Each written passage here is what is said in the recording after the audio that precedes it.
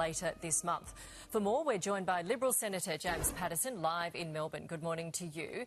Should we be listening to our American allies and increase our defence spending?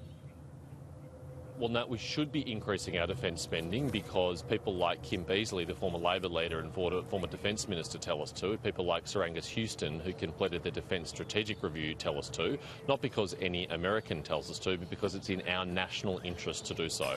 We are not spending enough right now to defend ourselves, and that's why the Coalition took to the last election a policy to increase it to 2.5% of GDP in 5 years and 3% of GDP in 10 years. So the PM says we will decide our own defence policy. We won't be told by Americans.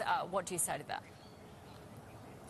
He's right. We should decide our own defence policy and we should listen to the advice of our own experts. And when the Prime Minister asked Sir Angus Houston, a former Chief of Defence Force, to go and conduct a Defence Strategic Review for him, one of the things that Sir Angus Houston has been saying is we're not spending enough on defence and we need to spend more. And he's joined by many other defence and national security experts in Australia, including the Australian Strategic Policy Institute.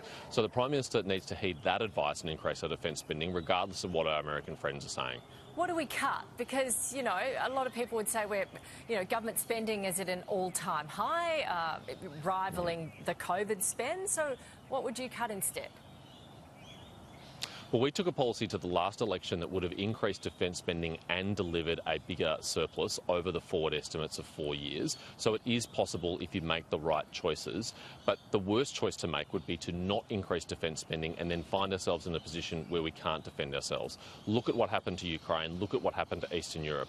They've had a wake-up call from Russia's invasion of Ukraine. We don't want to have a wake-up call like that. We want to prevent war or any other form of conflict in our region, and the best way to do that is through deterrence, and you can't get deterrence without investment in defence. You say we're at risk of being invaded?